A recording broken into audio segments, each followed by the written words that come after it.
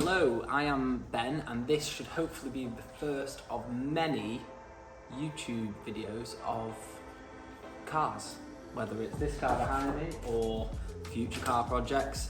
I just wanted to make a YouTube channel to document the process of building cars, because it's something I love to do and it's something that I've been meaning to do for a long time, but I'm sure like many of you can agree, sometimes taking that first step is so daunting that we don't do it. And we put so many barriers in the way that means that we don't start it. So this is me today starting it, and I'm filming on my iPhone, and I mean by trade I'm a videographer, just keeping it simple because again, wanted to make sure that it was the easiest thing for me to do. So without further ado, let me introduce you to my 1975 Datsun, well, what's left of it, 280Z. Bought this back in, I think it was 2021 now, just after COVID sort of was coming to an end. Bought it from California and had it shipped over, which was a pretty daunting experience, but it was a lot easier than you might think. I can go into that in more details in future videos if you wanted to see that. But today I'm just going to go through where the car is up to. As you can see, there's not much of it at the minute, what my plans are with it, colours, modifications, just sort of an overview of where the car's up to, where I'm planning on taking it, and yeah, so let's get into it. So as you can see, there is not much of the car on the car, but a good reason, and that is because obviously from the factory, they never made the 280Z in right-hand drive. With me being in the UK, I imported it over and started driving it, and I've driven it for the past 2 years on and off, tinkering as I go, changing things, taking out the fuel injection. We'll get into all that. And I realised the downsides of having a left-hand drive car in Britain. And when you get stuck behind a bus and you want to overtake and things like that, it just prompts a bit of a problem. And my goal with this car is to make it as drivable as possible, and I don't want to have an excuse to not drive it. So that is the main reason the car is stripped out at the minute, and that is getting it ready for the conversion. So I am taking the car to a company called Auto Panel Solutions. I think they're in Yorkshire. And what they do is pretty much cut the bulkhead out, the whole thing, and they weld in and fit their own version of a right-hand drive bulkhead. So it looks OEM and it looks factory, and if somebody was looking under the bonnet and didn't know anything about Datsuns, they'd think, oh, it's a factory right-hand drive car. So what that pretty much entails is swapping over the steering column, swapping the battery tray to this side, and the brake booster and clutch cylinder will go to this side. The car is standard, came with AC and obviously normal heater, so I'm not sure what we're doing with these holes yet, because the new heater box and everything, because obviously all that's now got to be right-hand drive, doesn't have aircon. But that isn't a problem because we live in rainy Britain. So since I got the car, I've modified it quite a bit already. I think within about a week of me getting the car, I'd already purchased BC Racing coilovers for it. So I had the suspension out, cut the suspension because that's how the BCs, I think they've got a new one actually, but that's how the BC Racing coilovers tend to fit on this car. And you can see that I had to cut a little notch out, which I don't actually think I need to do in hindsight, but if I ever needed to adjust them with these 4 bolts, it's easy to do than drop the whole coilover. I drove the car for a while on the BC Racing coilovers, and I'd highly recommend. I'm not sure how much they are, but I will drop a link to them in the description, and I'll also drop a link to the type of spring. I can't remember, it was that long ago, but the type of setup I went for, because it's not like a racing setup, it's like a nice street sports setup. Other than that, the car came with some Mini Light style wheels. I think, I don't know the brand, it's Jill. Is that Jill? It's the Jill wheel. I don't know, I think they're unbranded to be fair. And they are wrapped in a Toyo R888 tyre, which look great and would be great for spirited driving / track use. However, get it on a wet UK road and it doesn't fill you with confidence, so I think I will be putting them on the shelf.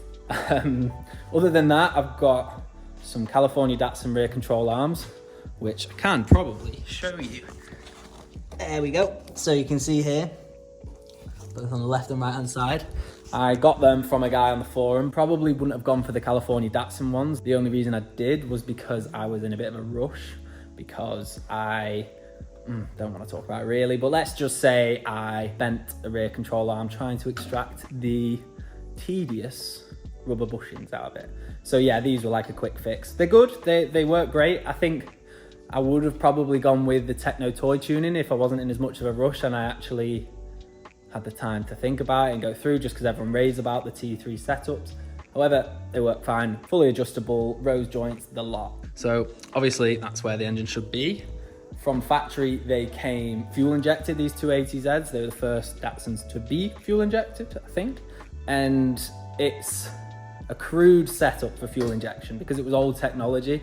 Obviously it was like the first kind of fuel injection. So it was very overcomplicated, and when I got the car, it was very hit or miss whether or not the car would work. I had no end of problems with the AFM, which is like the sensor that detects the amount of air flow getting into the engine. I think that's what it is. But anyway, I had loads of problems with that, had to change it. I had a fuel pump fail, which obviously is not because of the EFI. But I decided to change it to the Webers, the triple Weber 40 setup.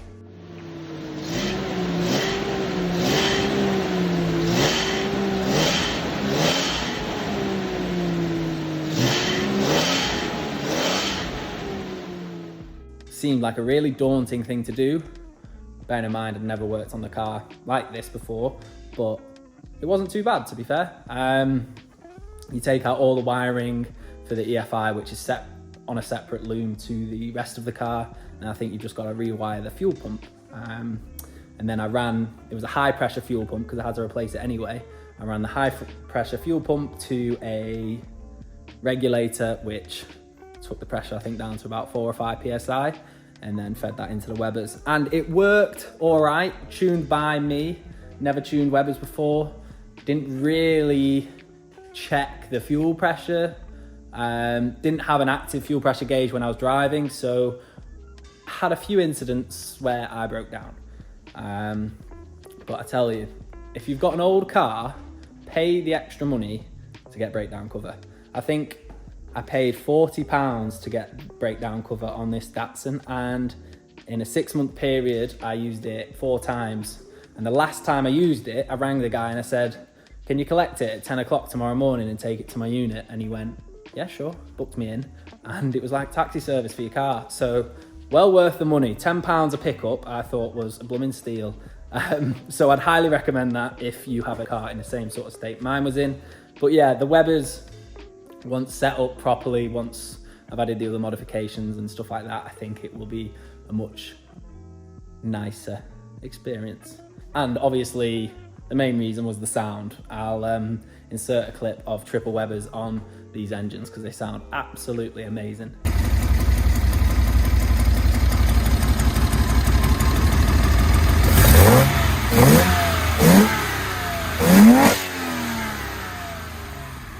The car is pretty much ready to go. I've just got to take out the back window and a few tiny little bits of the trim in there, and then it'll be ready to go. I've got a lot of the parts from the interior in here. Need to go through and sort of categorize them and put them all together a bit, organize them a bit better.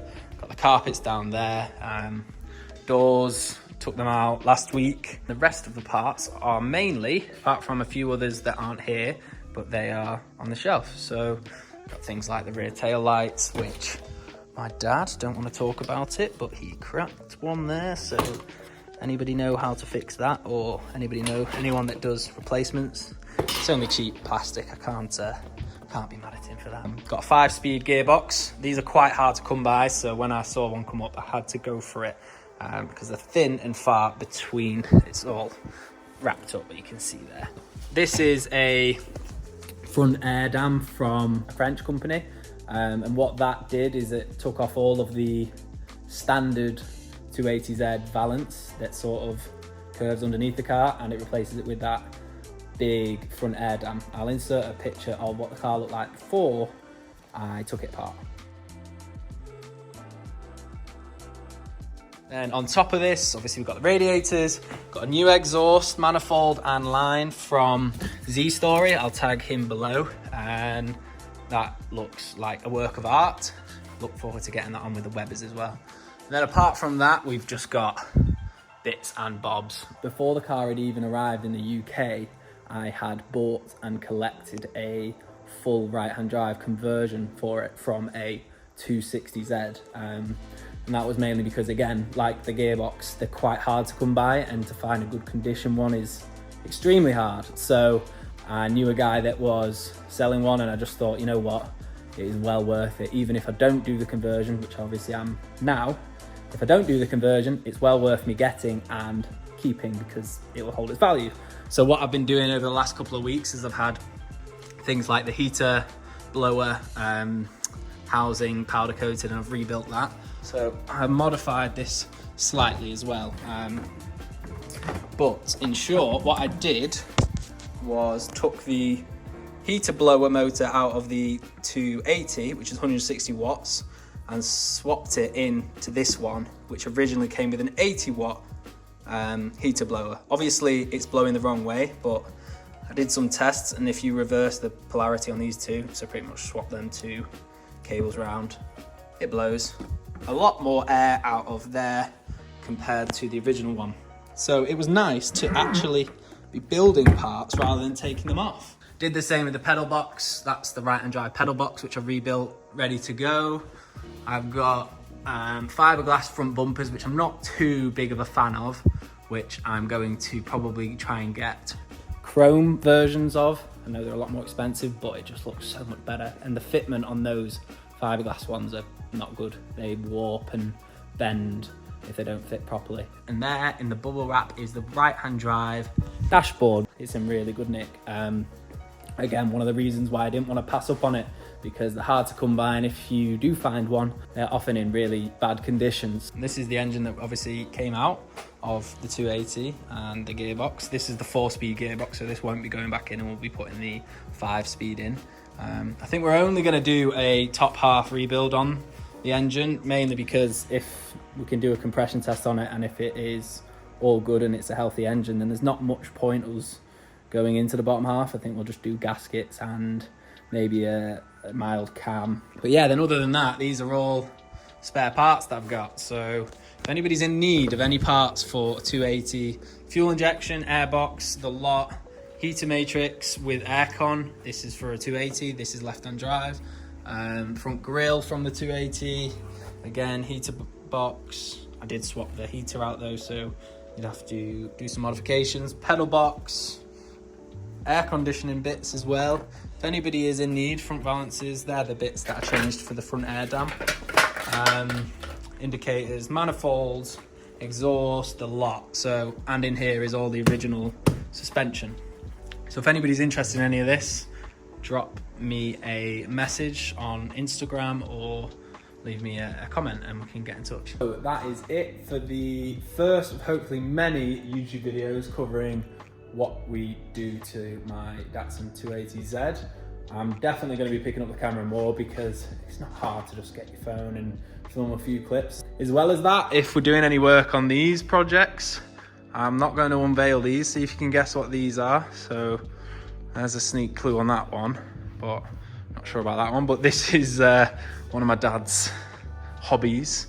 He races these 2CVs in the 2CV series. So if we're doing any videos that are a bit different and you'd like to see some other types of cars that we work on, more than happy to do that, and just let me know. And yeah, hopefully we'll be seeing you very soon.